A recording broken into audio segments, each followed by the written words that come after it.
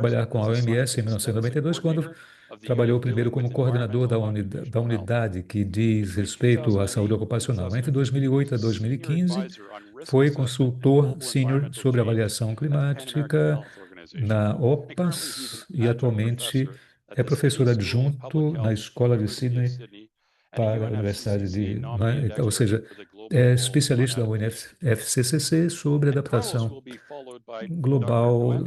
E depois virá a doutora Noemi Tirado Bustillos, que é chefe da unidade de genotoxicologia do Instituto de Genética na Universidade Mayor, é a Universidade Major de San André, na Bolívia. E ela será seguida de Leila Jenny McAdams, que tem mestrado em saúde pública. Ela é registrada como especialista na área ambiental, é supervisora também da seção de sustentabilidade e saúde pública na unidade dela, no estado de Ohio, nos Estados Unidos.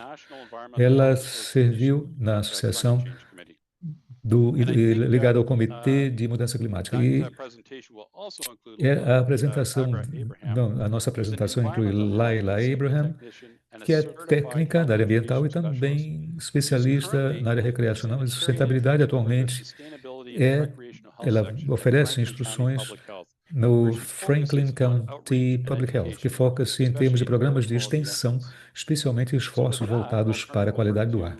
Com isso, eu passo o quê? Vou desativar o. Thanks very much, Peter. Obrigado, Peter. Let me see if you can see Deixa eu ver se você consegue enxergar aí. my desktop here. I'm in desktop number 2. Can you confirm that you see? Vocês podem confirmar se estão vendo a tela agora? Não sei se conseguem ver a tela. Ok, agora sim, já. Ok, muito bem. Yes, I'm Carlos, and Eu sou o Carlos e vou apresentar para vocês aqui, como o Peter falou, e especificamente o que é que eu vou fazer? Eu vou, ou seja, vou falar sobre os objetivos principais. O que vamos fazer é, o propósito, eu vou falar sobre o propósito e benefícios do monitoramento e avaliação, né, para dar apoio aos esforços de escalonamento no contexto da mudança climática e da abordagem da gestão adaptativa. Eu vou começar com o segundo ponto aqui, para que nós tenhamos um melhor entendimento com relação às regulações de monitoramento. O que é gestão adaptativa, não é? Vocês procurarem na internet uma definição, você vai ver muitas coisas que têm ligação com a área de saúde, mas isso tem a ver também com a área climática. E é uma definição que você pode. Essa definição que está aqui parece ser a mais lógica em relação ao trabalho que estamos realizando aqui, porque é uma definição que diz o seguinte, que o que é a gestão adaptativa? É um processo iterativo, estruturado de tomar a decisão diante da informação imperfeita, com o objetivo de reduzir incerteza através do monitoramento e avaliação. Esse é o elemento principal sobre o qual estaremos discutindo aqui hoje, tá bom? Bom, então, por que é que na área de gestão adaptativa, por que é que nós precisamos, na área de mudança climática e saúde, dessa gestão adaptativa? Primeiro, por conta da incerteza, não é? Porque temos modelos climáticos que são projeções com muitas incertezas em torno de aquecimento futuro, em relação aos impactos regionais, locais e eficácia das políticas. Então, temos de nos deparar com incertezas. Falamos que os sistemas de mudança climática eles estão em mudança o tempo todo, não é? Então, não somente do ponto de vista da mudança é só climática, mas também isso faz com que as sociedades mudem, as tecnologias também, valores. Portanto, não podemos ter um plano fixo, porque estamos sempre em uma mudança constante. Então, é muito mais do que isso, é claro, mas eu queria me concentrar aqui. O terceiro elemento principal é a complexidade, porque sabemos que a mudança climática é complexa porque interage com outras áreas, como, por exemplo, energia, economia, agricultura, saúde, geopolítica e coisas assim. E nós, portanto, para nós entendermos quando estamos seguindo, acompanhando essas políticas de longo prazo, elas podem falhar porque a mudança climática requer uma estrutura flexível, adaptativa, que está ligada às incertezas, às mudanças, às alterações e os sistemas que precisam estar interconectados, na verdade. Ou seja, se nós juntarmos esses três elementos, temos incerteza, mudança e complexidade. Se analisarmos alguns exemplos aqui, são exemplos vinculados a essas três áreas. Temos o quê? Os modelos de decisão, a distribuição dos riscos ou perigos, exemplos de padrões de exposição, níveis também de resiliência, de vulnerabilidade, resiliência da comunidade como um todo, capacidade adaptativa. É preciso garantir que, se temos ou não uma capacidade adaptativa, e temos também que identificar a atribuição dessas questões que estão associadas à incerteza, à mudança e à complexidade também. Então, eu usei este diagrama. Eu quero mostrar para vocês, inclusive esse diagrama foi mostrado na época da Covid e até antes disso, mas ele ilustra que quando nós temos a mudança climática, ela produz riscos e alguns desses riscos eles estão vinculados aos padrões de exposição. Parte dessa exposição pode interagir ou levar a problemas de vulnerabilidade nos sistemas de saúde comunitários e ter um impacto também, tanto não só na saúde, mas também nas instalações físicas e tudo mais. Então, ali abaixo você tem esse diagrama que mostra o seguinte: o que acontece quando você tem um ou outro aqui? Então, nós estamos muito preocupados que, ao ter um risco climático, quando temos a exposição e quando temos vulnerabilidades, isso naturalmente é provável que levará a um impacto na saúde, né, das pessoas. Então, eu gostaria agora de abordar a importância de se pensar em termos de riscos, perigos, vulnerabilidade, risco baixo ou alto, vulnerabilidade, etc. Tudo isso ligado às comunidades, porque esse modelo nos permite, isso de uma forma tridimensional, mostrar que nós podemos agir quando temos riscos ali, quando temos os perigos, podemos atuar sobre vulnerabilidade ou sobre a exposição. E assim sucessivamente, nós passamos de uma condição de alto ou maior risco para uma situação de mais baixo risco. Atuando no risco mais alto, atuar no risco mais alto é mais difícil do que atuar na exposição. Nós podemos proteger as pessoas para que elas se livrem daquele tipo de impacto, que requer um pouco de tempo, é que se chama de mitigação. Mas precisamos dessas três áreas para chegar a redução do risco à mudança climática. Um outro ponto que é importante nesta complexidade tem a ver com a atribuição. Por quê? Porque com a mudança climática teremos associações causais complexas e indiretas, nos deparamos por muitos pressupostos ou premissas e também fazemos com que a quantificação disso seja difícil. É por isso que esse diagrama ilustra a questão da mudança climática, que passa por não só a mudança da temperatura, mas também na fatores ou padrões de precipitação pluviométrica, levando a enchentes, a secas ou o derretimento dos glaciais, dos nossos geleiras e tudo mais. Isso pode ter um impacto diferente, levando a vários impactos na área de saúde, como vocês veem ali. Agora, analisando apenas um exemplo aqui, por exemplo, no caso das enchentes, aqui nós vemos o seguinte: a mudança climática, será que ela é responsável pelas tempestades? Ou, pelo menos por fração daquilo que acontece com o clima, pode ser atribuído a uma variabilidade normal? Será que essas tempestades são responsáveis pelas enchentes? Será que as enchentes são responsáveis pela contaminação ou poluição da água? Será que isso levaria a um efeito em termos de doenças de diarreia, por exemplo, em crianças, não é? Ou seja, isso mostra a associação entre a mudança climática e as doenças ligadas à diarreia e outras coisas, especialmente em crianças.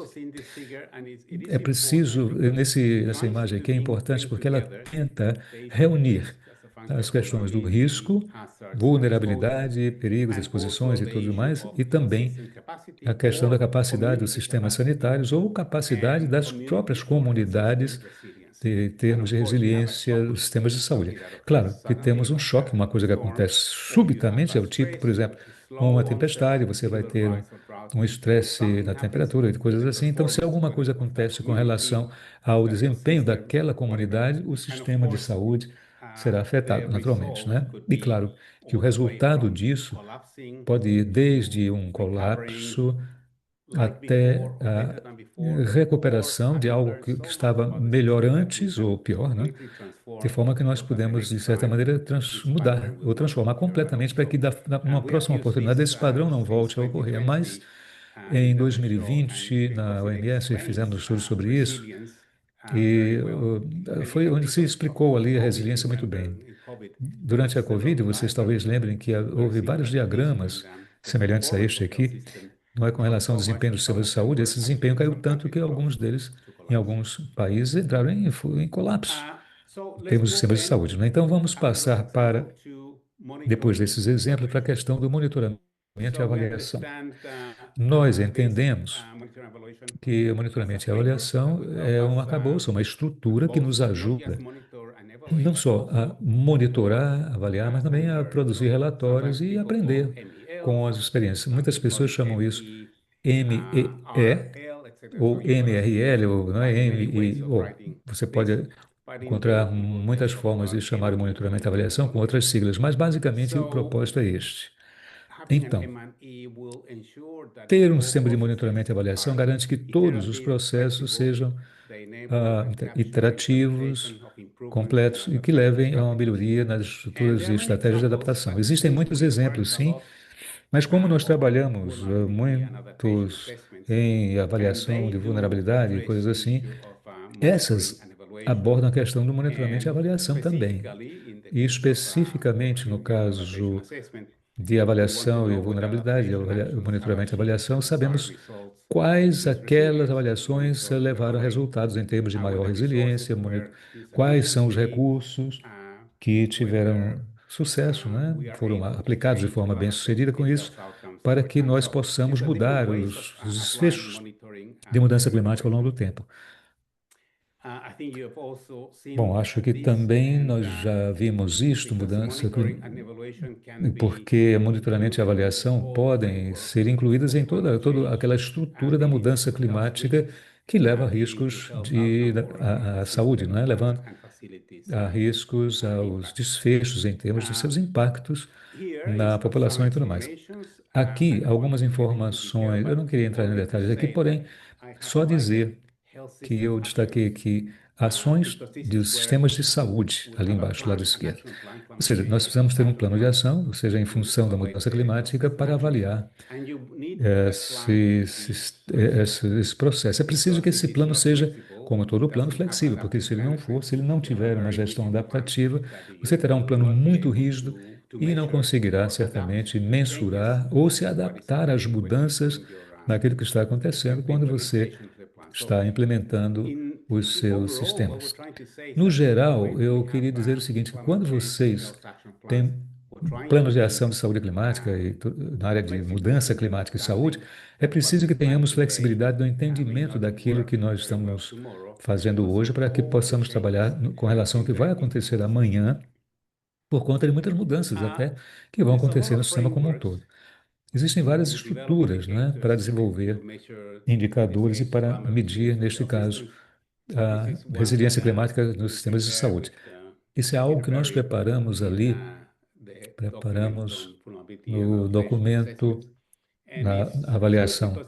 Então, é bom porque, na verdade, ele analisa os determinantes, a montante em termos de vulnerabilidade que nós precisamos usar o monitoramento, ver as rotas ou vias de exposição e as outras questões. E temos a resiliência climática também dos sistemas de saúde, verificar suas funções. E ali embaixo, os desfechos ou resultados da resiliência dos sistemas de saúde através do processo de monitoramento das mudanças em diferentes indicadores. A palavra-chave aqui é justamente monitorar e avaliar. São duas coisas necessárias. Aqui ainda não foi visto. Esse, na verdade, é um aspecto muito interessante, por isso que eu estou compartilhando, porque ele não foi desenvolvido a priori. Obviamente que nós tínhamos uma estrutura que cumpria com uma outra série de coisas. Nesse caso, tem uma avaliação que contempla 3 relatórios, um plano de avaliação e depois avaliação dos pacientes. E começamos a analisar quais eram os indicadores para monitorar essas distintas formas de informação por parte dos países. São, obviamente, que tem vários indicadores que se convertem, mas começamos a fazer povoar esse diagrama de acordo com o que nós recebíamos, informação. Aí vimos, estamos... E, bom, aqui está. É muito interessante pensar nesse diagrama, porque, na verdade, as visões eram um pouco inversas, para poder, então, construir essa estrutura. Depois, queríamos destacar, justamente, a última parte. Vocês podem ver aqui a parte de baixo, os desfechos relacionados à saúde, e na parte de baixo, vocês podem ver aqui monitoramento e avaliação. E depois, extraímos, justamente a partir desse relatório, alguns exemplos do que os países consideravam como fatores que permitem efetuar o monitoramento e avaliação. Coisas, por exemplo, de como precisamos regularmente analisar os riscos, obviamente temos que pensar nas capacidades de preparo em momentos de emergência, vulnerabilidades. E, então, obviamente, desenvolvendo base essencial atualizada para poder avaliar e monitorar os riscos à saúde sensíveis à mudança climática e também às capacidades de sistemas de saúde variáveis ambientais. E, obviamente, que as pessoas que trabalhavam nessas áreas ainda não pensavam em fazer esse monitoramento da avaliação. Mas quando lemos esses relatórios, a gente encontra esses esquemas já presentes nos próprios relatórios. E isso nos mostra justamente esse último relatório relacionado à estratégia da saúde global para 2025 e 2028, que na verdade são uma série de sistemas de saúde, de equidade, que são utilizados justamente como base da estratégia no planejamento, monitoramento e avaliação do trabalho da OMS. Isso durante 25 a 28. E, obviamente, que é muito interessante esse programa geral, o 14º Programa Geral de Trabalho, como uma base de direção estratégica, então incluindo justamente as mudanças climáticas. Portanto,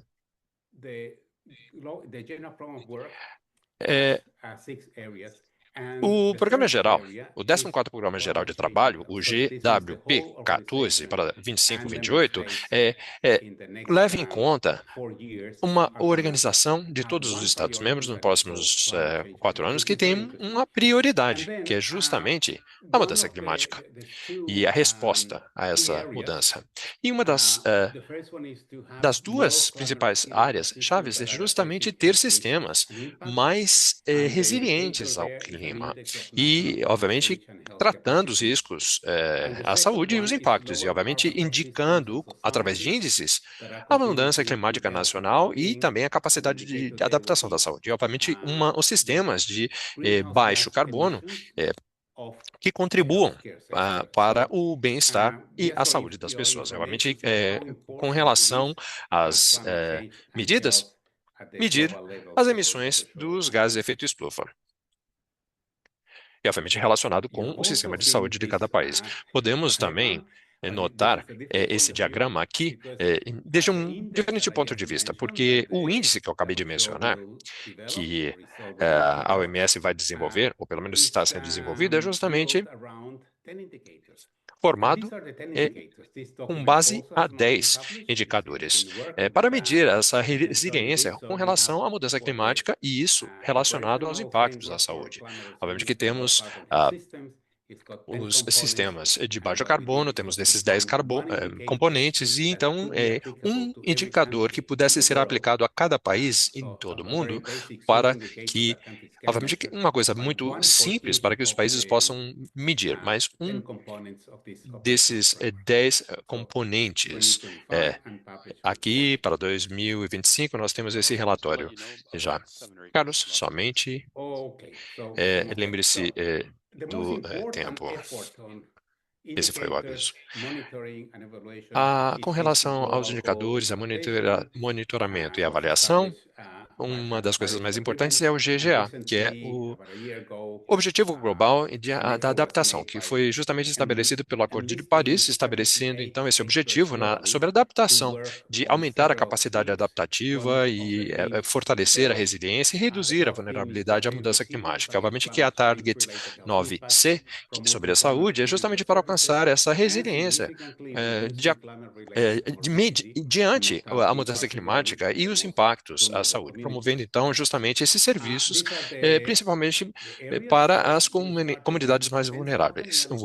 Então, começamos aqui com esses indicadores e o desafio é justamente que utilizar dos 100 estamos utilizando 100 e somente 10 são para a saúde. E esse é um aspecto para todos os países. E aqui temos os objetivos temáticos, obviamente com relação a uma série de aspectos muito importantes, mas também temos que considerar que existem outros objetivos que são monitoramento, avaliação e aprendizado, como aparece em vermelho na tela. Esses, na verdade, são os 5 indicadores que são revistos. E vocês vão ver esses indicadores, podemos ver aí uma série de partes que projetaram um sistema para esse tipo de exercício. Muito rapidamente, porque eu sei que o tempo está acabando, está tudo relacionado à saúde, desde a perspectiva da mudança climática e também em saúde, também fizemos esse diagrama para mostrar que todos esses elementos têm sido muito importantes e a gente pode estar direto ou diretamente vinculados ao aspecto de saúde nos próximos anos. E, finalmente, gostaria de mencionar isso que é muito importante, que é a participação comunitária. Esse é um programa que, na verdade, é baseado no Brasil, no programa do Brasil, a Vigilância Popular em Saúde, a VPS, que tem sido utilizada para justamente fazer a vigilância.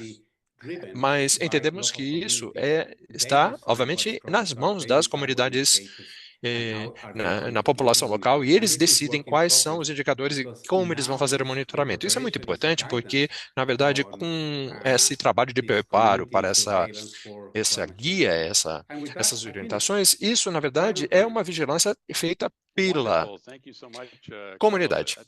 Terminei. Fantástico, muito obrigado. Foi excelente esse panorama que você prestou aqui com relação ao manejo adaptativo e também pensando sobre os indicadores da mudança climática. Então, estou até muito surpreso, na verdade, quando a gente está falando sobre adaptar as nossas estratégias, ser flexível e não ter planos fixos e planos que possam ser, assim, orgânicos. Eu espero que durante a discussão nós possamos contar aí com algum tipo de definição. O que significa, então, para esses programas que eles sejam cada vez mais orgânicos e adaptativos? Agora, eu gostaria de passar para a próxima apresentação, Noemi. Sim, muito obrigada.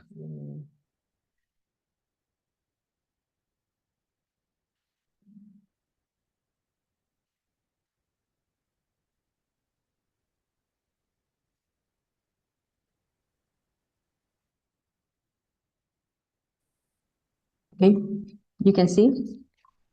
Espero que possam ver minha apresentação Okay, thank you. e podemos confirmar que está. Thank you Muito bem, for muitíssimo the obrigada, mais uma vez, organizers of this course ah, for inviting me for pelo convite sharing this case of de study. participar nessa That is called conferência. Resilience Mechanism to Address the Effects of Climate Change based on Ah, knowledge, dialogue, que nós queremos falar sobre o mecanismo de resiliência, a ILU, para tratar os efeitos da mudança climática. Isso baseado no diálogo, no conhecimento, um diálogo local em combinação com as tecnologias inovadoras para fortalecer a nossa resiliência. E aqui temos o nosso modelo de resiliência, abordagem crescente e orgânica. Esse aqui é um mecanismo para tratar a mudança climática, é o modelo que nós descrevemos no nosso estudo com relação aos efeitos da mudança climática. E, obviamente, temos o aspecto que é afetado justamente na produção agrícola. E, obviamente, temos aí uma variação, obviamente, nas colheitas, e tem havido uma série de efeitos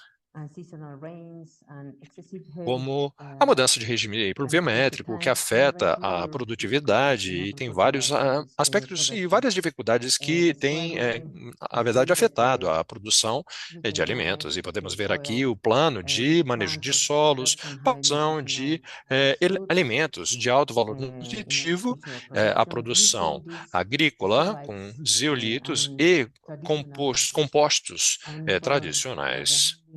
E aqui do lado direito nós temos um programa de saúde e programa alimentar e de saúde que são justamente o efeito da dieta sobre a qualidade da vida. E temos aqui na parte central a alimentação de crianças, adolescentes e pessoas bem-estar relacionado à saúde. Aqui, um abstrato aparece aqui. Esse trabalho, na verdade, foi justamente transdisciplinar, ou seja, a equipe é formada por pesquisadores de diferentes disciplinas e queremos, na verdade, contar com um grupo de pessoas que também estejam presentes representantes da comunidade Quechua e Aymara, que são, na verdade, povos originários da região andina. E, obviamente, queremos avaliar e pesquisar sobre as consequências da implementação desse mecanismo de resiliência ILU, baseado, obviamente, no manejo do solo, em sinergia com o diálogo e com esses componentes do sistema de produção, educação, alimento, nutrição, saúde, e contamos com representantes dos cantões, o cantão Micaia, Aroma, a província de Aroma, e, obviamente, o prefeito de Colquencha, e organizações associadas com esse projeto de pesquisa, que é o API, o presidente do Conselho da Associação de Bairros e da região altiplana, e Icaia aqui, na verdade, é em Colquecha.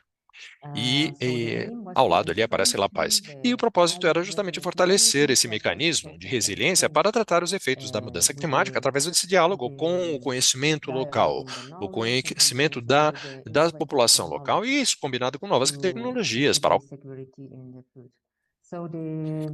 Portanto, os objetivos específicos eram justamente de implementar um sistema de alimentação, de produção de alimentos, para fortalecer a segurança alimentar e o status de saúde, estabelecerem também componentes de manejo psicossocial e socioeducativo para a recuperação do conhecimento ancestral, e um diálogo com o conhecimento através da reavaliação cultural e, obviamente, a identidade social, e finalmente fortalecer the ILU mechanism in dialogue, knowledge with these scientific agricultural technologies. So the methodologies that we applied for the first objective was focus in nutrition and health. In nutrition, E com relação à nutrição, fizemos avaliações sobre status nutritivo e também as estratégias educacionais e o tipo de consumo, tipo de alimentos e consumo estimulado de alimentos e de formas de preparo de alimentos mais saudáveis. E, obviamente, um diálogo com esse conhecimento ancestral e também com relação ao que se coloca sobre a mesa. E no aspecto da saúde, fizemos a avaliação do status de saúde das pessoas, a evolução dos biomarcadores da nutrição e também danos genotóxicos que pudessem ser notados. Nessas comunidades também existe um uso disseminado de pesticidas, o que muitas vezes é bem administrado, que pode eventualmente causar muitos problemas. Então, obviamente, com esse conhecimento das comunidades e não somente a parte das autoridades, mas também dos participantes participantes desse estudo incluímos esses aspectos para melhorar os hábitos alimentares e também melhorar o status de saúde da população. E o objetivo segundo seria justamente estabelecer esses componentes de manejo psicossociais e socioeducativos para a recuperação desse conhecimento ancestral. Temos então o aspecto do manejo psicossocial, a combinação com a família, obviamente a transferência de conhecimento, a ressignificação do conhecimento e a avaliação do conhecimento. A interculturalidade, a governança, as intervenções relacionadas ao treinamento, temos a parte de produção agrícola, de alimentos e também como a população percebe a mudança climática. And finally, the third one, we practice this improvement of the E soil essas melhoras management, relacionadas ao manejo do solo bem feito, para que possamos ter boa produção de alimentos saudáveis, que possamos aumentar a produtividade, no caso de building for them in this community, and of course taking into account these a produção de ancestral alimentos knowledge em they have, and casas of de course vegetação, realize também function para in melhorar o providing controle organic da produção de fertilizer. alimentos, mas levando em conta And todo o conhecimento ancestral. we have some results Também that we can contamos com mention alguns about resultados this aqui que podemos até mencionar, objective that we que é justamente aqui o were objetivo primeiro trying to seria do. essa porcentagem And de we noticed that macronutrientes e adequação the à percentage of população macronutrients de for Micaia. adequacy in the population Podemos ver aqui as medidas so adequated. e vimos que não havia uma adequação ideal. Podemos ver aqui que aparece uma deficiência calórica na alimentação e também um excesso de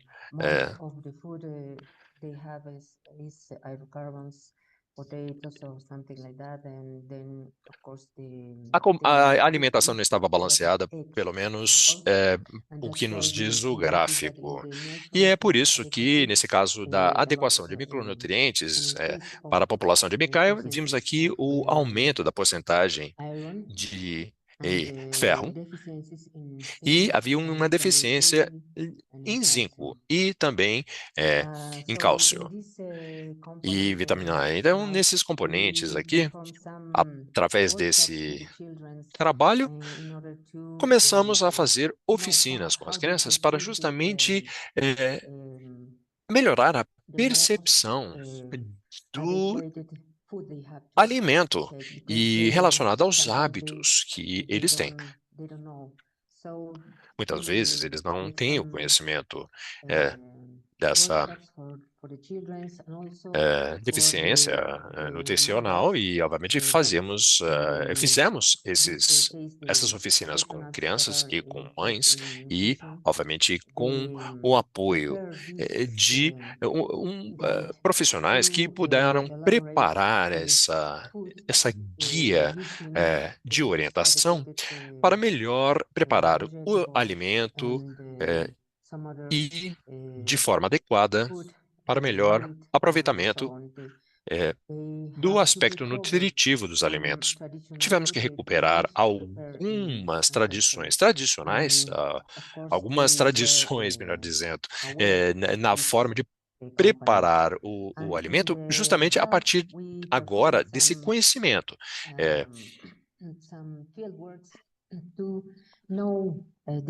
Também fizemos um trabalho de campo, fizemos uma pesquisa, obviamente com o consentimento, aplicamos esses testes laboratoriais. Muitas vezes, através desses exames, pudemos constatar níveis glicêmicos ou também algum problema, alguma infecção, enfim. E a partir desses estudos, tivemos uma série de resultados que justamente nos define as características dessa população. Vemos aqui, a maior parte dos participantes eram mulheres, e aqui a idade, e podemos ver que havia uma grande porcentagem de pessoas mais velhas, acima de 40 anos de idade, que a sua atividade principal de agricultura e também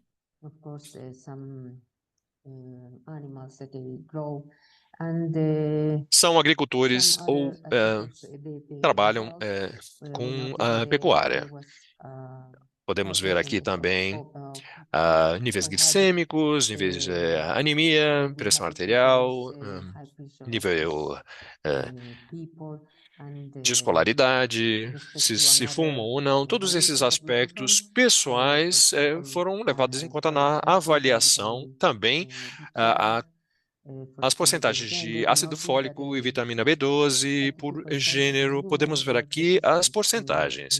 32% de mulheres com deficiência e comparado a 7,1% de homens. Isso no caso de ácido fólico e vitamina B12. E podemos ver aqui os valores divididos por gênero. E com relação a esses indivíduos, a maior, ou na verdade 100% dos indivíduos de menos de 40 anos de idade apresentavam deficiência em vitamina B12. Isso comparado com 76% daqueles que tinham mais de 40 anos de idade. Com relação ao dano genotóxico na população adulta de Micaia, podemos ver então que os resultados mostram resultados significativos com relação aos resultados que obtivemos da nossa análise. Os valores foram diferentes entre homens e mulheres, né? Os homens tiveram valores bem diferentes. Até hoje, o objetivo número 2 foi recuperar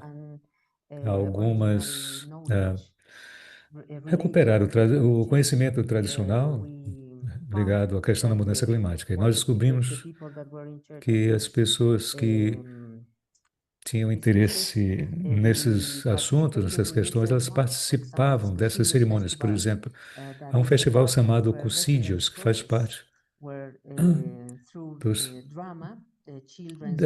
ou seja, é como se fosse uma peça teatral em que as crianças doam comida aos organizadores ali, não é? Ou seja, é importante o oferecimento de alimentos durante esse festival, que é um outro exemplo dos camanas, em que eles celebram.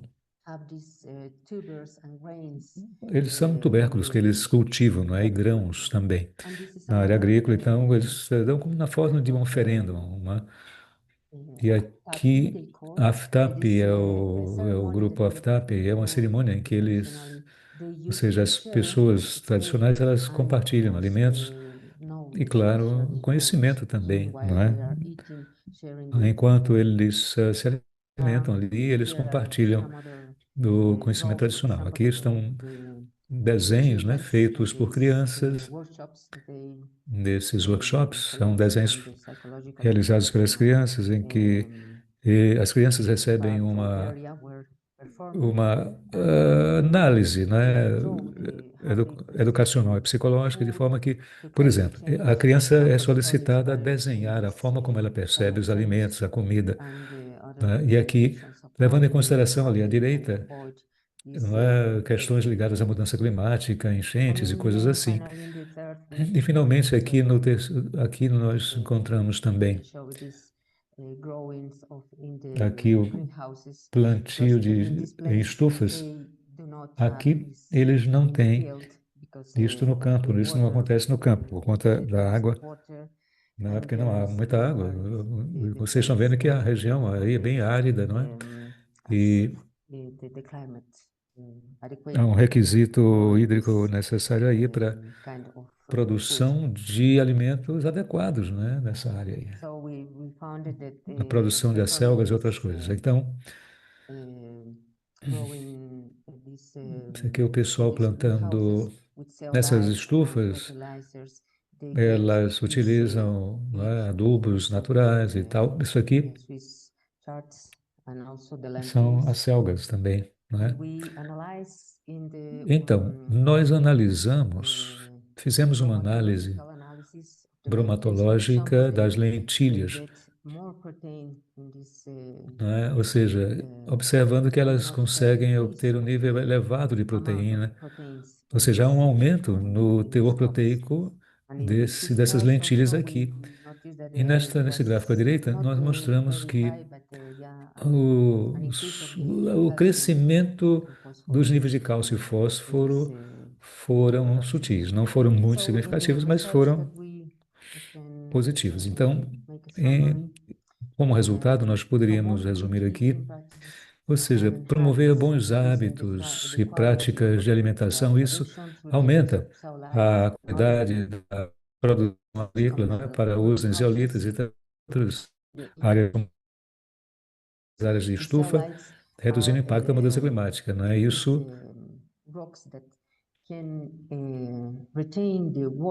ou seja, com esse tipo de aplicação, os alimentos ali conseguem reter o teor hídrico, a água que ali está naquelas estruturas e, portanto, alimentando as plantas e aquilo que está sendo cultivado.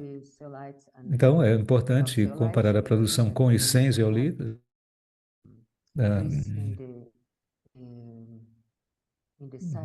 os eólitos, e, ou seja, por exemplo,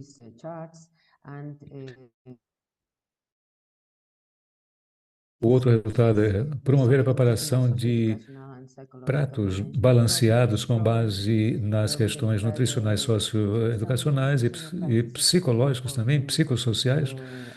É preciso que isso seja feito através de programas de gestão, não é? É preciso estabelecer também, ou identificar o impacto daquela intervenção, do ponto de vista nutrição e da ecossaúde da população. Daí, com isso, nós determinamos o status de saúde e o status nutricional também. Então, nós podemos, não é, levar em consideração políticas locais para melhorar a nutrição e saúde da população, não é? Especialmente para as crianças em idade escolar, elas estão hoje utilizando alguns desses alimentos que são produzidos com base nesses processos, em estufas e coisas assim, aqui demonstrados. Isso também ajuda muito na segurança alimentar e na resiliência do grupo Macage, né? No Micage. Em conclusão, os achados na comunidade Micage revela vários problemas multidimensionais combinando fatores socioeconômicos, nutricionais, de saúde e tal, que criam uma situação vulnerável que requer atenção prioritária. E a alta prevalência de insegurança alimentar, né? 95,2% de insegurança alimentar, juntamente com a coexistência de desnutrição em função do excesso, por exemplo, ou do sobrepeso, ou então obesidade em adultos, ou deficiência também, que afeta as crianças.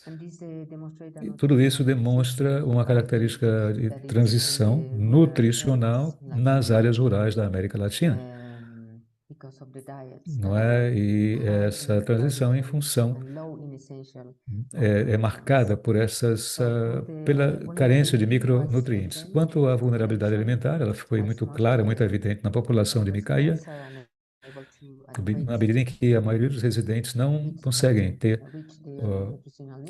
atender às suas necessidades nutricionais. E isso pode ser refletido na baixa frequência de consumo de alimentos essenciais, não é? Que nós temos ali, que são ricos em nutrientes, e outros que são protetores, como carne vermelha, não é? Legumes e frutas. E isso ou seja, os processos, outros problemas foram identificados. Foram identificados processos que fortalecem a coesão da comunidade e permitem a preservação de práticas agroecológicas ancestrais, não é? Desde que elas mantenham práticas orientadas para as questões agroastronômicas também, né? Essas práticas de coesão, reconhecimento da importância da agroecologia, além da questão da rotação ou da rotatividade do solo para fins de produção, tudo isso está vinculado a rituais e festividades, festividades que eu mostrei para vocês há pouco, que levam as crianças e jovens para a preservação dessas práticas que eu mostrei aqui, o Festival de Possídios e os rituais de Camana. Portanto, existe uma necessidade de fortalecer o conhecimento ancestral, com o suporte técnico e reconstrução cultural também do conhecimento, desse conhecimento, para trazê-lo para o ambiente escolar, por exemplo, né? Isso, certamente, que também políticas públicas diferenciadas que reconheçam as especificidades de gênero, climáticas, rurais e outras, serão essenciais. E de acordo com os dados fenológicos e também das plantas, tipo as selgas que são plantadas com altas doses de zeólitos, mostraram um ligeiro aumento na altura da planta height, demonstrando o efeito positivo sobre o desenvolvimento da planta, né? O efeito benéfico dessa dose diferiu ligeiramente entre as diferentes culturas de lentilha, onde essa aleatoriedade na altura da planta se observou, né? Sem nenhuma correlação positiva entre a altura e a dosagem ou a dose de zeólitos. A análise bromatológica das lentilhas mostrou digamos, um aumento favorável em nível de proteína, no nitrogênio total, também no nível de potássio em doses mais altas. Os minerais como magnésio, cálcio e ferro permaneceram sem alterações dependendo da dose de zeólitos, exceto no caso do fósforo, cuja produção foi negativamente afetada com doses ou pelas doses mais altas. Espero ter foi um pouco rápido, não é? Mas eu gostaria de dizer que, bom, é isso por enquanto. Obrigado. Obrigado, Noemi. Ou seja, foi uma excelente, sim, uma excelente apresentação. Eu acho que isso nos lembra também dos requisitos que são importantes para que nós possamos avançar com relação à adaptação. A importância, por exemplo, do conhecimento ancestral junto com o conhecimento ocidental e compartilhar esse conhecimento através do diálogo amplamente, né, com as comunidades. Então, eu acho que foi uma apresentação maravilhosa. Com isso, agora eu convido Leila e Jenny. Não sei quem vai falar primeiro. Leila, você? Leila Abraham? Não, na verdade sou eu, Jenny, não é? Leila e eu vamos compartilhar o tempo aqui, tá bom? Ok, eu vou compartilhar a minha tela em um segundo, se me permitem.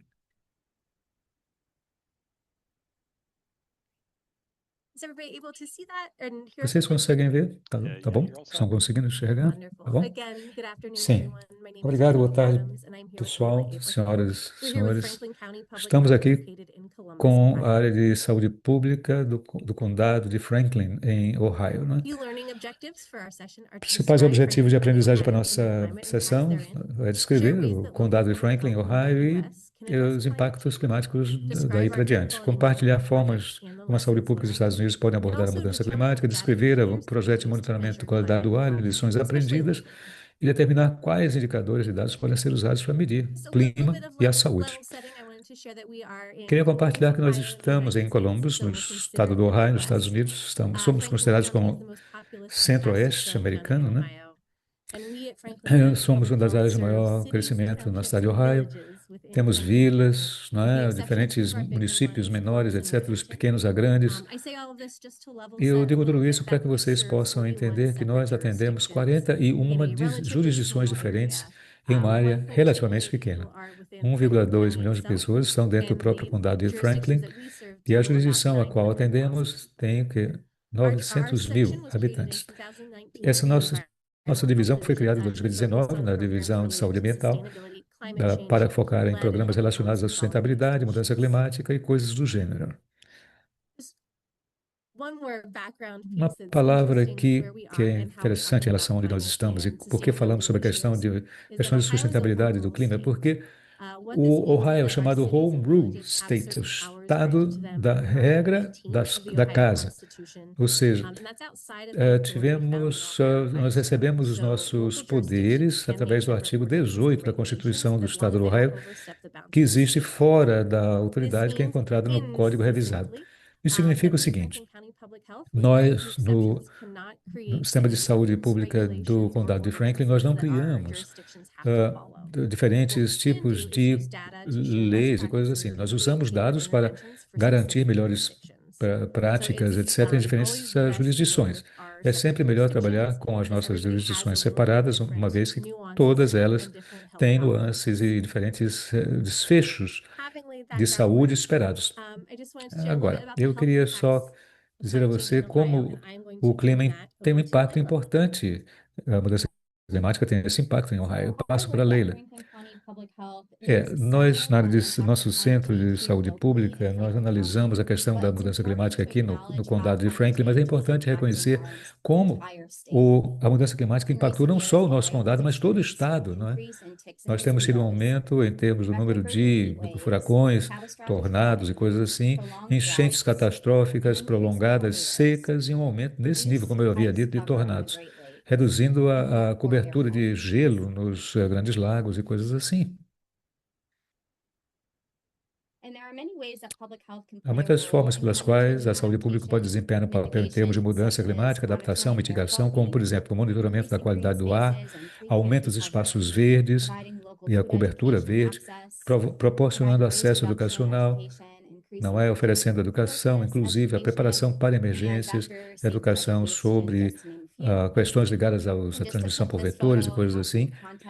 Então, basicamente, o que vocês estão vendo ali na tela, essa imagem aí mostra uma das nossas estações de monitoramento, mostrando ele proporciona informações sobre como realizar diferentes trabalhos em torno dos diferentes locais que estão na região mais ao norte, mais ao sul. Então, nós destacamos alguns projetos específicos que, nesse caso aí, captura dados para melhorar o nível de monitoramento. Um dos projetos anteriores tem a ver com o estudo de resiliência ao calor, uma vez que ele foi realizado há algum tempo. Isso tem um aspecto, por exemplo, na vida silvestre, na economia também. Olhando para os Estados Unidos, nós temos enfrentado eventos de calor mais intensos do que outros locais.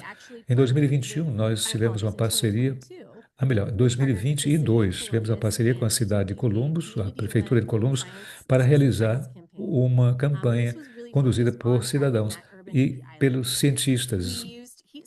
Nós usamos sensores de calor em carros, bicicletas, não é? E os cidadãos passeavam por ali, etc. E nós fortalecemos a questão da saúde pública. Há distritos também que trabalham acima da área de conservação da água e coisas assim. Em agosto de 2022, que nós fizemos esse estudo. Vemos aqui que a parte que está em verde, a parte da nossa área que tem, a parte vermelha está em extremo calor, né? No slide a seguir, vamos falar um pouco sobre como isso pode impactar a vida das pessoas lá. Mas eu queria destacar isso, mostrando que temos visto um aumento na temperatura e ela não tem caído, não, ao longo do tempo. Com os nossos parceiros, nós estamos de fato preocupados sobre como garantir a segurança dos nossos residentes, como também a qualidade de vida dessas pessoas, não é? Em 2021, nós fizemos uma parceria com a Prefeitura de Columbus, né, para mapear essas questões. Aqui mostra as medidas quantitativas, por exemplo, o mapeamento das coroas do topo das árvores. Então, isso é importante. O que nós vimos e o que nós criamos foi uma forma de definir todo o nosso trabalho, os dosséis ali, daquelas áreas em que nós podemos. É preciso ver onde nós podemos ampliar as nossas ações e onde há lacunas também. Em termos. Vamos pular para o próximo slide, vocês vão conseguir um pouco as diferenças. O estudo foi feito, ele reanalisou dados do condado de Franklin, no estado do Ohio. E o que nós fizemos foi o seguinte: o condado de Ohio, os dados são de 2021 Em 2021, e 2011, não é? Anos antes, foi o momento em que esse condado foi estabelecido. Então, quais são os resultados? A relação entre a questão dos dosséis, da parte verde, né, em si, e as áreas vermelhas, ou seja, mostra que as áreas com um dossel mais alto apresentam resultados melhores em termos de temperatura, enquanto a temperatura durante o dia é exatamente ao contrário nas áreas que não têm essa cobertura vegetal. Então, são áreas que, com isso, nós podemos trabalhar juntos no sentido de garantir que haja formas de impacto que possamos ajudar. Podemos ver aqui que temos aqui as ilhas de calor e essa relação com a quantidade de árvores e, obviamente, podemos ver que todos podemos, obviamente, ter um equilíbrio e, obviamente, que com relação à qualidade do ar nos bairros. Nesses próximos slides, vou falar um pouco sobre a qualidade do ar no nosso condado. Tudo começou em 2021, estabelecendo, então, esse sistema de rede de monitoramento de qualidade do ar e recebemos ajuda para criar nosso projeto piloto para criar, então, uma rede de monitoramento de baixo custo e a motivação foi justamente a de preencher brechas onde não havia monitoramento, para entender, então, qual era a exposição maior ou menor entre um e outro bairro. Estabelecemos, então, sensores através da comunidade e reunimos dados por um ano. Utilizamos, obviamente, esses sensores que eram de fácil configuração para que pudessem transmitir dados em tempo real para fazer o nosso mapeamento. Estabelecemos, então, com centros comunitários, bibliotecas, centros comunitários e reunimos os dados. Depois de anunciar os dados, ficou evidente que nós precisávamos maior número de sensores para, obviamente, ter uma ideia melhor de todos os níveis, todos os níveis de temperatura e da qualidade do ar, com mais detalhes. Aqui o processo de estabelecer o local dos sensores. Obviamente que queríamos desenvolver um mapa de vulnerabilidade baseado justamente nos dados de saúde socioeconômica, incluindo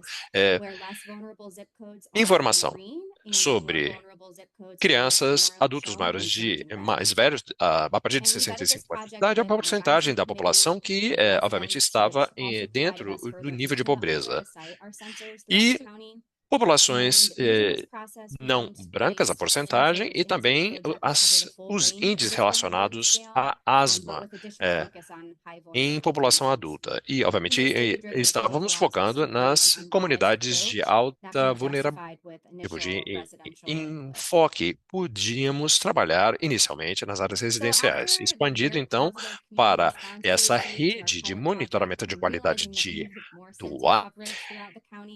E, obviamente, que havia necessidade de maior número de sensores. Então, a nossa equipe começou a trabalhar para aumentar o financiamento a nível federal. Recebemos um auspício para ampliar a nossa rede, expandindo, então, a nossa rede até 40 sensores. Então, criamos um comitê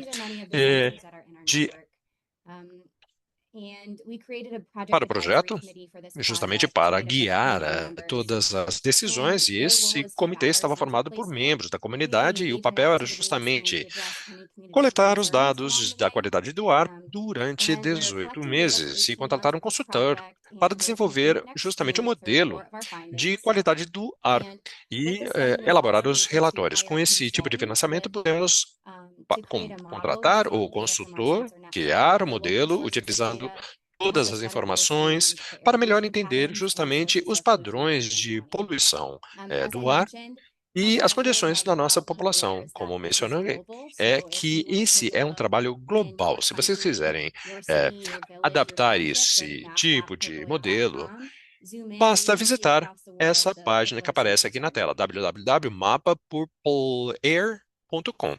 e podem utilizar todo o nosso exemplo.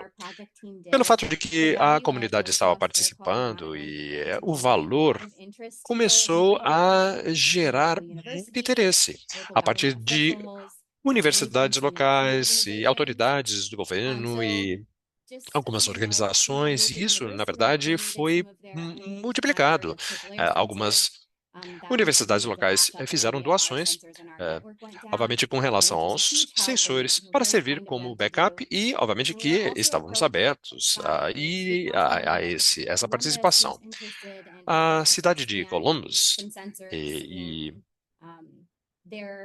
ajudou a comprar mais sensores e tivemos a sorte de contar com auspícios recebidos do Conselho de Defesa dos Recursos Naturais e do Fundo das Cidades Sustentáveis para apoiar toda essa compra de equipamentos e, obviamente, os esforços de participação da comunidade foram absolutamente positivos. E é justamente que nosso piloto, que começou em 2021, que não conhecemos exatamente o que ia acontecer e como isso ia se desenvolver. Foi muito importante notar que a parceria com a comunidade, com todos os pilotos iniciais e toda essa expansão da nossa rede, foi muito mais além. Nós pudemos ampliar o nosso trabalho justamente por essa participação e conseguimos criar essas parcerias que foram extremamente importantes de apoio a todo o nosso trabalho.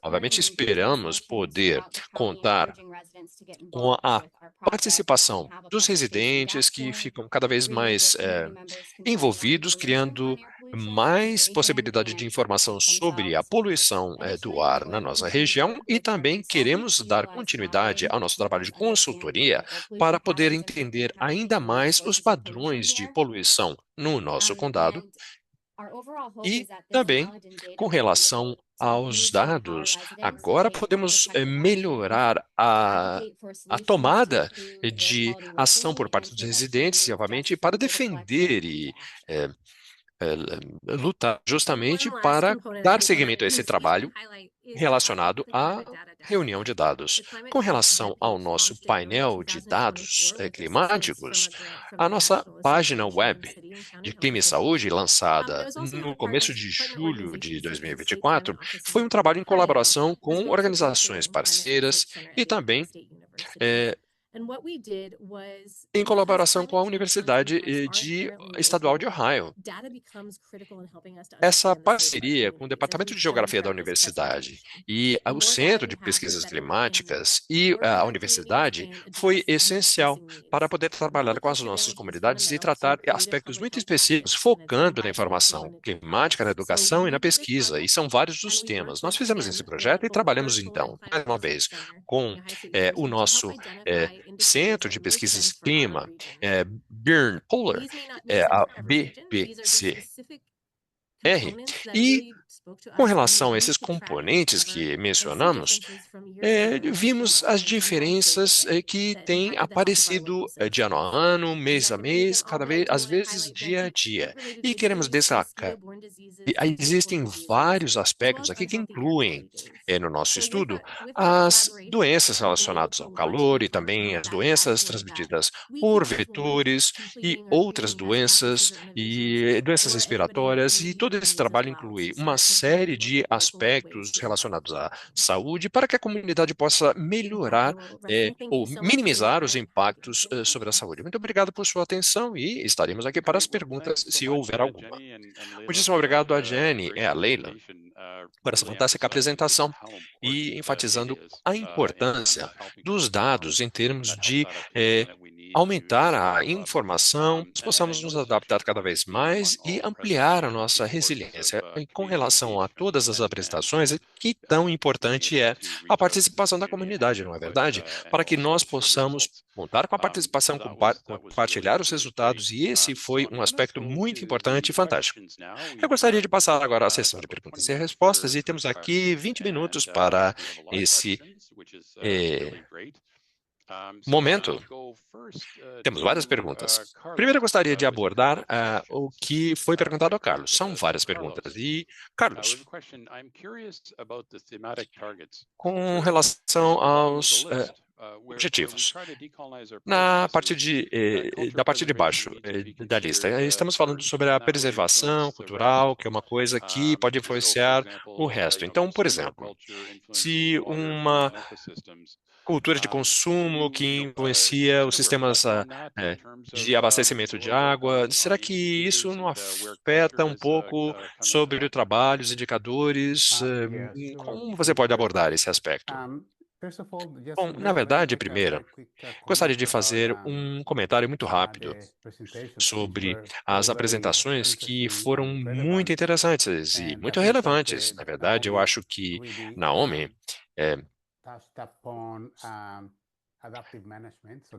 falou sobre esse manejo adaptativo com a comunidade e, obviamente, isso foi muito bom. E Leila também, e Jenny, vocês estavam mais no aspecto de monitoramento, que leva à avaliação, que é muito importante também, como necessidade de tomar decisões e, obviamente, ações que são muito importantes. Peter, você fez um comentário muito importante também sobre envolvimento da comunidade. Há 10 anos, nós estávamos fazendo pesquisa totalmente isolada da comunidade e, obviamente, a comunidade deveria estar envolvida. E esses esforços dos quais estamos falando hoje aqui são muito importantes. Esse último slide que aparece aqui, esse tipo de vigilância feita no Brasil também é tão importante. Tudo isso nos leva a crer que trabalhar com as comunidades é muito importante. Alguns casos mais, alguns casos menos, para deixar, às vezes, as comunidades decidirem o que deve ser monitorado e pesquisado. É muito interessante. Com relação à sua pergunta, Peter, eu pessoalmente acho que não existe ordem que, na verdade, é uma coisa quase que cultural, não é verdade? Mas, de fato, é muito importante hoje pensar de forma diferente. Isso, ponto. Estamos aqui falando sobre cultura e indicadores culturais. Talvez há 10 anos nós estaríamos aí abordando mais do aspecto científico, tínhamos que tomar muito cuidado, o tipo de coisa que nós estaríamos medindo, mas o importante é considerar que quando levamos em conta o aspecto cultural, é muito difícil determinar quais são os indicadores que vão impactar a nossa adaptação às mudanças, principalmente quando a gente tem 10 indicadores, como mencionamos aqui. A gente falou tanto sobre cultura, a gente falou tanto sobre quantos indicadores nós podemos pensar nessa sessão aqui. Eu acho que 50 indicadores, eu acho que foram mencionados aqui, que nós necessitamos nesse tipo de trabalho. Em resumo, eu diria que é uma pena que isso aqui apareça no final, mas é importante que pelo menos está aí, que todos esses esforços relacionados aos indicadores seriam, é muito difícil, na verdade, entrar em um acordo com os especialistas, é muito mais difícil, então, para levar isso às comunidades e se temos aqui tantas diferenças entre uma comunidade e outra, países e outros, e coisas que não são tão subjetivas como a gente mencionou antes. Estamos falando sobre culturas diferentes. E isso é um tema extremamente importante para nós acertarmos na mosca. Muito obrigado. Então, com relação à pergunta, que é muito interessante, que é justamente a proporcionar exemplos adaptativos que tenham tido sucesso. E sabemos que nesses países, e obviamente que é o ajuste das atividades baseadas em monitoramento dos dados, talvez utilizando as estruturas que foram desenvolvidas, principalmente com relação ao desenho desses sistemas de adaptativos ao clima. Bom, veja só, Peter, quando eu vi aí os objetivos de aprendizado e vi também os aspectos de sistemas adaptativos, isso não é coisa que a gente usa muito. Na verdade, nós temos aí uma série de documentos e eu encontrei aí uma série de menções em alguns documentos e às vezes em contextos diferentes, principalmente com relação ao manejo adaptativo, porque financiamento é uma coisa que deve ser considerada, porque a forma como se aborda o problema é muito diferente dependendo de onde você está. Quando nós estamos pensando em avaliação adaptativa, isso deve levar justamente a planos de ações a nível nacional. E sem que falemos,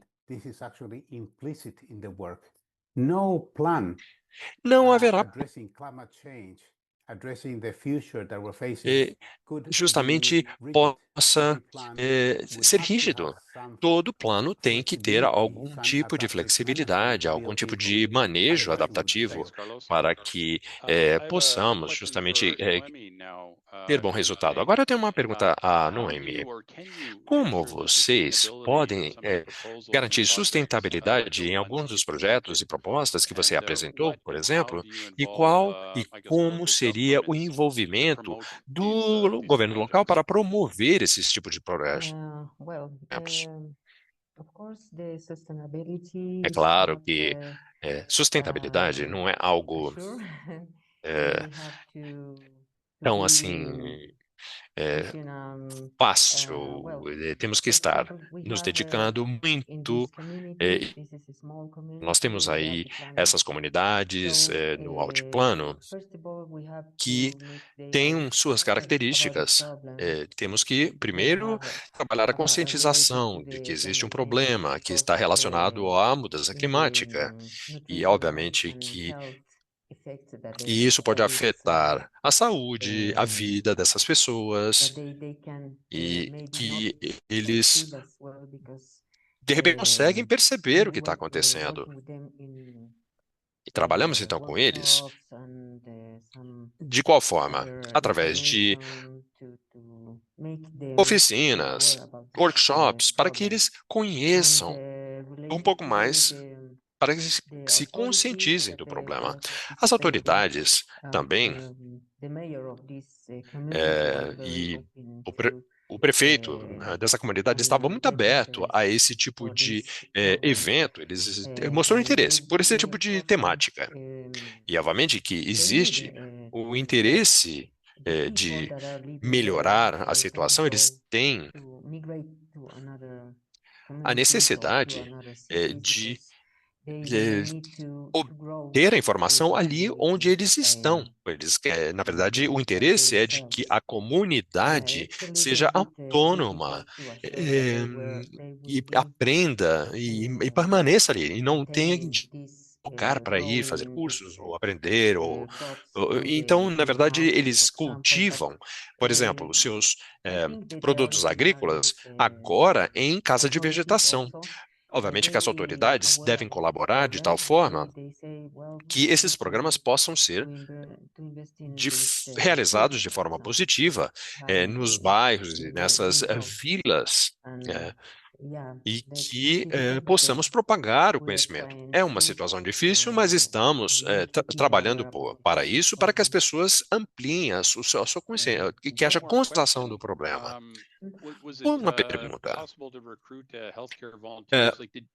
Havia possibilidade de recrutamento de voluntários? Havia dificuldade, facilidade de ter parceiros? Eu sei que, por exemplo, com alguns projetos, às vezes por aqui é um pouco I difícil. don't know Você if tiver um you problema mean com related parceiros? to Bom, some você está support, falando um pouco sobre apoio not ou do que only você a que você financial se support. refere? Você está falando sobre apoio financeiro?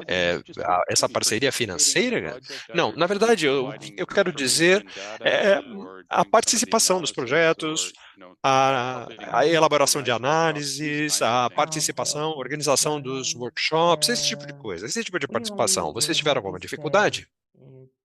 two supports in this Bom, na case verdade, is nós the sim contamos com algum IAI, apoio that is do of course IAI, financial support, but also the que people that are apoiou, working in sim, this e também contamos com a participação das consortium, pessoas que trabalham nesse can help consórcio, us que, na verdade, foi muito positivo em termos de aconselhamento e também havia uma cooperação de uma entidade que foi muito positiva também. Me desculpe, eu não me lembro o nome, mas enfim, compartilhar essa informação e essa é uma forma muito importante para, por exemplo, participar através da ajuda na elaboração de avaliações. E isso é algo muito positivo e contribui bastante. Sim, muito obrigado. Para Jenny e para Leila, uma pergunta muito interessante que veio aqui. Então, as ferramentas indicadores relacionados à tomada de decisão. O que os tomadores de decisão precisam conhecer com relação aos dados e como vocês passam essa informação? Olha, essa é uma pergunta muito importante. Nós temos tratado desse tema há muito tempo. Uma das lições aprendidas é justamente assegurar de ter certeza de que os dados já estão aplicáveis. Estamos utilizando, por exemplo, com relação à qualidade do ar, temos que ter certeza que temos pelo menos 18 meses de estudos que possam, então, ser material suficiente para compartilhar e ter aí uma abordagem forte. E obviamente que temos, então, que ter segurança suficiente de que não tem nenhum problema, nenhuma dúvida, talvez com relação ao material de medidas ou de medição e, obviamente, para utilizar tudo isso de acordo com as nossas autoridades, de acordo com o protocolo, e podemos, então, ter todos os dados suficientes. Porque temos que ter certeza que se temos aí algum tipo de intervenção e que não haja mudanças constantes e que possam impactar justamente o que vai ser a continuidade do nosso trabalho, nosso programa. Pois é, mas é específico para todas as jurisdições, né? Nós coletamos o máximo possível de dados, nem sempre é possível, porque em Ohio, especialmente no condado de Franklin, nós temos expectativas de vida bem diferentes, né? Ou seja, isso aí já dificulta um pouco essa coleta de dados. Agradeço. Talvez uma continuidade a essa pergunta sobre como você mede o nível do que é verde. São imagens de satélite. Que sensores você usa em termos de análise, por exemplo, dos dosséis das árvores? Bom, na verdade, é um LiDAR, que é um sistema de imagens, né, por satélites. Nossos consultores realizaram esse estudo. E se vocês observarem no chat, nós temos ali um link para os detalhes com várias informações de satélite. Nós não diferenciamos o tipo de vegetação, mas podemos identificar as diferenças de altura dessas árvores, não é? Nós fazemos algumas inferências. Isso aqui pode ser, sei lá, não é uma árvore em si crescida ou só um arbusto. Existem áreas em que é possível aumentar o nível de vegetação e medir isso. Obrigado. Então, talvez eu passe para Carlos Corvalán. Uma pergunta interessante sobre os indicadores de saúde local. Carlos, como esses indicadores podem mostrar que o país tem um impacto positivo diante de eventos de mudança climática em potencial? Existe uma agenda participatória ou participativa transdisciplinar utilizando esses indicadores, por exemplo, de forma que eles possam ser transformados em ação para afetar a comunidade, talvez saindo do nível da área de saúde para as comunidades junto com os parceiros? Agradeço. Veja, essa é uma outra pergunta que não havia respondido. Talvez fosse exatamente o oposto disso.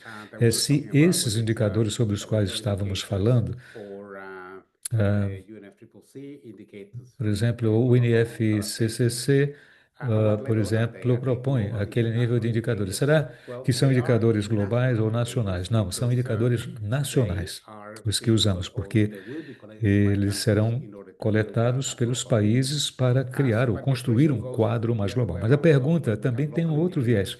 Se temos indicadores locais, qual é a relevância deles com relação aos indicadores nacionais?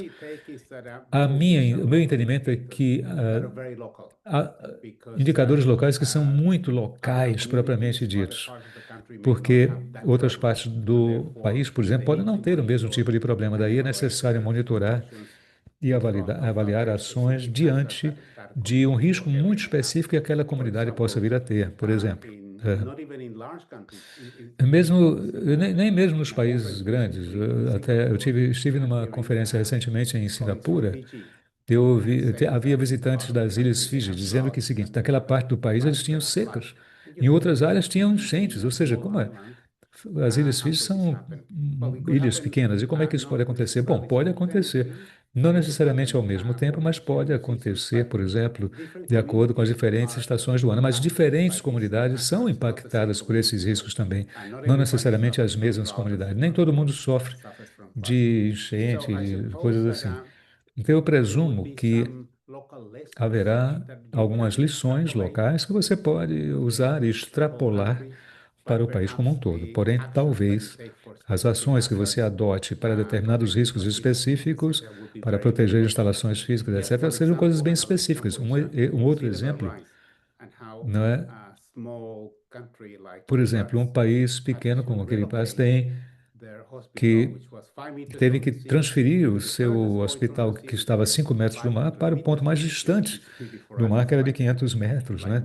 Que é uma ilha muito pequena, até está num istmo muito próximo ali do mar. Mas então, ou seja, na outra ilha, por exemplo, pode haver o mesmo problema, não é? Ou diferente. Eu espero que isso responda a pergunta. Sim, sim, agradeço muito, Carlos. Parece que tem uma pergunta aqui para Noemi. Que fatores socioeconômicos e ambientais, talvez você tenha mencionado alguns deles, qual deles age como facilitador ou obstáculo também desse processo de transição em termos dos sistemas alimentares que você citou ali, Noemi, no processo de transição? Sorry, I missed Desculpe, eu não the entendi a primeira parte da pergunta. Pode repetir, Peter, por favor? Que fatores socioeconômicos, em termos de algumas das vulnerabilidades, que eu acho que você mencionou na sua apresentação, não é isso? Ou fatores ambientais, quais deles são de fato críticos? Talvez, ou como obstáculos para, por exemplo, essa transição para um melhor sistema alimentar, que foi o foco da sua apresentação. Okay. Well, of course, Bom, the claro social and que economical os situation aspectos, a is situação a socioeconômica problem, são um but problema, sim. Porém, because of isso acontece there are not many pelo support fato for de the que for não há muito agricultural apoio production, for example, para a produção agrícola, and por exemplo, né? Então, of course in this ou seja, maybe it refers that I mean talvez talvez eu tenha mencionado antes que some antes nós other tínhamos knowledge about outros this conhecimentos, não é, production that sobre a produção agrícola now e que agora is not taking into account que talvez não leve em this consideração uncertainty because all of this dessas knowledge maybe mudanças, ou is talvez now todo esse conhecimento hoje going to the não new consiga chegar generations. às novas gerações. As novas gerações não têm o conhecimento disso. Não sei se isso responde That à that sua, question. But à sua also pergunta, now, mas that's why we é por want esse to motivo recover também que nós this queremos ancestral recuperar knowledge for o the conhecimento people in order ancestral to recover, for das example, pessoas the para, traditional por medicine exemplo, or recuperar the conhecimento sobre medicina food tradicional for ou nutritional uso de alimentos específicos para fins nutricionais, não é? medicinal products, Ou para because produção now de we have produtos some other nutritivos, porque influence agora of these temos uma products forte that are influência também de produtos getting the people, que but not estão in these countries, chegando but maybe às in the cities pessoas, talvez that não are a not essas comunidades, very mas produtos que chegam às cidades quality for the maiores que não são de nutritional qualidade purpose, do for ponto de example, vista da because nutrição, né? Então, they have this also this existe, modified ou seja, isso requereu. genetically modified Eu estou falando em particular dos alimentos, das amostras de alimentos geneticamente modificados, né? Nos GMOs, ou seja, que não são support or support parte do suporte nutricional para as pessoas do ponto de vista de saúde. E também, claro que as coisas mudaram em função dessas influências, né? E claro que nos estudos que temos analisado, ele envolve pessoas que são pessoas pobres, que não têm uma boa situação econômica, não é? Mas elas podem melhorar seu status nutricional, combinando o conhecimento tradicional ou ancestral daquilo que produzem e comparados com aqueles que não têm conhecimento com relação a esses conhecimentos tradicionais. Mas, e que não, ou seja, ou seja, são grupos que usam produtos mais químicos ou seja, é uma estratégia importante essa, para que eles pudessem ter uma melhor valorização daqueles produtos que tenham característica nutricional melhor e coisas assim, tá bom? Ok, muito obrigado. Acho que chegamos ao final deste seminário de hoje. Eu gostaria de aproveitar a oportunidade, no entanto, de agradecer às pessoas que fizeram suas apresentações aqui, por seus excelentes trabalhos apresentados, e agradecer também a todos os participantes e as participantes. Então, não esqueçam de virem para a próxima sessão, que vai acontecer na quinta-feira. Vai ser uma sessão muito interessante, com base numa abordagem interativa a este curso. Essa será uma discussão sobre os resultados através da pesquisa que vocês responderam, né, que preencheram. Haverá uma